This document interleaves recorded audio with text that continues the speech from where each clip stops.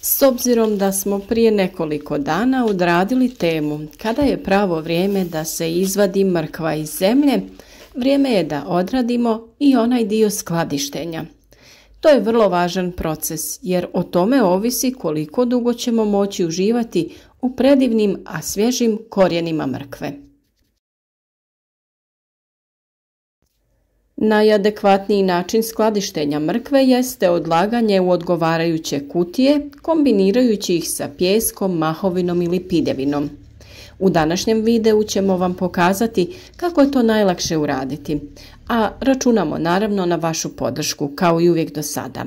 Podijelite video kako bi i drugi imali korist od našeg rada, ostavite like, pišite nam kako vi uspijevate održati svježinu mrkve i naravno, ako do sada niste, zapratite naš kanal jer upravo na ovaj način mi dobivamo povratne informacije. Znamo da li smo na pravom putu, da li su naši savjeti korisni i dajete nam motivaciju za daljnjim radom. Mrkva se smatra povrtlarskom vrstom iz porodice Apiaceae, štitarki, koja je zbog visoke razine beta-karotena postala nezaobilazna vrsta u svakodnevnoj ljudskoj prehrani. Smatra se da mrkva ima pozitivan utjecaj na ljudsko zdravlje kao i svako povrće, a naravno da u nekim segmentima to ima veći utjecaj, kao na primjer u poboljšavanju vida, što nam i sam presjek mrkve daje naslutiti. Vjerujem da ste primijetili sličnost između presjeka mrkve i ljudskog oka, kao što je i slučaj kod raznog drugog povrća koje sliči na organe kojima je korisno. Svjedoci smo vrlo čestog propadanja mrkve uslijed skladištenja tokom zimskog perioda.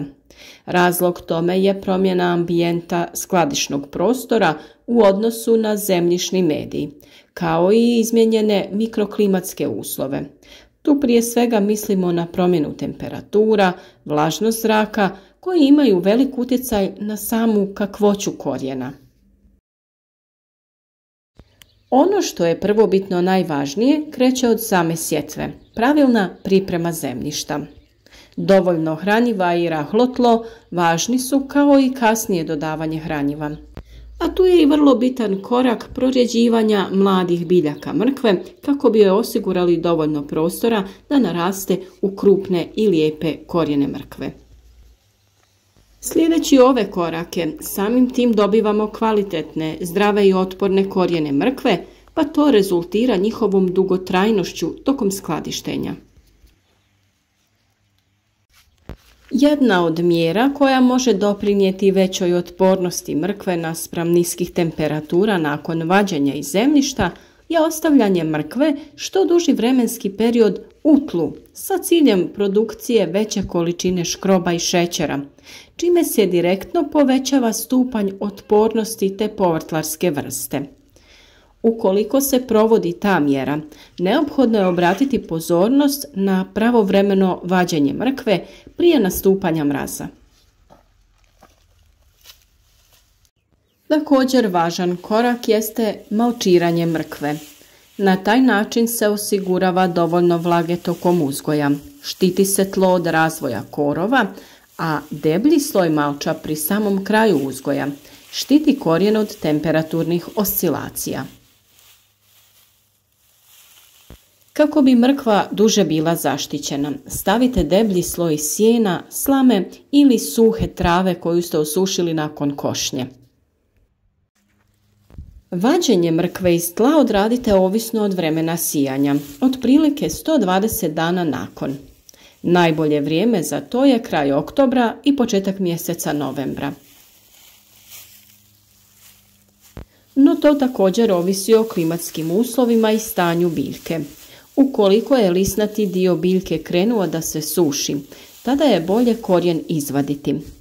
Naime, biljka bi se u vlažnim i hladnijim uslovima krenula obnavljati, razvijati novu lisnu masu, što bi crpilo korijen i narušavalo njegovu kvalitetu. U cilju prevencije nastanka određenih oboljenja, kod svih povrtlarskih vrsta pa i kod mrkve, ne preporučuje se vađenje u periodu neposredno nakon kišnih padalina, jer se otežava ekstrakcija, to jest vađenje korijena. Ubrano povrće nije dozvoljeno prati, jer se time povećava infekcijski potencijal za nastanak truleži. Najadekvatniji način čišćenja ubranog povrća jeste površinsko odstranjivanje ostataka zemlje laganim otresanjem ili laganim pokretima ruke. Prije skladištenja preporučuje se ubranu količinu mrkve razasuti u jednom sloju i ostaviti određeni vremenski period da se prosuši. Taj proces se nipošto ne smije obavljati na direktnom suncu, nego na mjestu gdje je hladovina. Ukoliko se primijete mehanički oštećeni plodovi, njih je neophodno odstraniti. Čak i mala oštećenja s vremenom prelaze u velik problem, te u toku skladištenja mogu uzrokovati propadanje i prethodno zdravi mrkvi. Preduslov za kvalitetno čuvanje korijena mrkve jeste odsjecanje zelenog lisnatog dijela uz ostavljanje 2 do 3 cm vanjskog tkiva, te se potom skladišti odlaganjem u kutije sa dodatkom pijeska, mahovine ili pidevine. Za početak je potrebno uzeti drvenu ili plastičnu kutiju na kojoj se prave perforacije sa ciljem omogućavanja strujanja zraka između uskladištenog povrća. Ukoliko se kao vlažni medij koristi pijesak, obavezno ga je umjereno navlažiti te redanje započeti slojem pijeska. Nakon što se formira prvi ujednačeni sloj, pristupa se redanju mrkve, to jest postavlja se horizontalno uz stvaranje određenog razmaka sa ciljem onemogućavanja nastanka truleži. A ukoliko koristite kantu, u tom slučaju plodove mrkve okrenite vertikalno.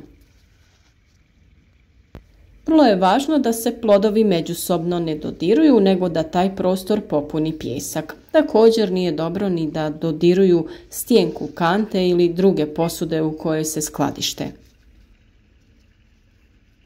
Ovisno o veličini kutije vrši se naizmjenično redanje uz obavezno zatvaranje kutije i odlaganje na tamno mjesto uz temperaturu od 1 do 6 stepeni Celzijusa. Ovaj način skladištenja mrkve smatra se mnogo kvalitetnijim u odnosu na zamrzavanje, s obzirom da se održava veća razina visoko vrijednih sastojaka. Drugi način skladištenja mrkve tokom zimskog perioda jeste upotreba trapa. Za izradu trapa mogu se iskoristiti velike limene kante koje je poželjno ukopati u tlo. Mrkva se unutar trapa pozicionira u vertikalnom položaju, a trap se pokriva slojem slame debljine 20 do 30 cm. Otvaranje trapa vrši se po potrebi. Ukoliko se radi o skladištenju veće količine mrkve, nužno je postaviti i cijev za ventilaciju. Spomenuti način čuvanja uz pravilno izvođenje doprinijet će dugotrajnom čuvanju svježine mrkve tokom zimskog perioda, ali i očuvanju svih ljekovitih svojstava ove najzdravije grickalice. Ovisno o količini mrkve koju imate i količini i vrsti prostora sa kojim raspolažete, odaberite metodu koja vama najviše odgovara. U drveni sanduk može vam stati zavidna količina mrkve. Trap u zemlju možete napraviti ukoliko raspolažete sa slobodnim prostorom u vrtu, ali obavezno odradite zaštitu od glodavaca tako što ćete postaviti neku vrstu mreže unutar trapa. O pripremi trapa za skladištenje različitog povrća i voća imate poseban video na našem kanalu, pa svakako razgledajte jer vjerujem da ćete u svakom slučaju pronaći nešto korisno za vas. Mi se trudimo dijeliti savjete koji će za vas biti u pravo vrijeme, baš kada vam trebaju, pa se nadamo da je to slučaj i sa ovim video savjetom. A naš rad ovisi o vašoj podršci, pa nam svaki vaš like, komentar i dijeljenje naših videa jako puno znači i hvala vam na tome. Jesenja sezona radova u vrtu je pred nama, pa ukoliko ste zaljubljenik u biljke i prirodu ili imate potencijal to postati, pridružite nam se. Uzgajajmo zajedno voće i povrće, različite ljekovite biljke, odaberimo zdrav način života za naše bolje sutra.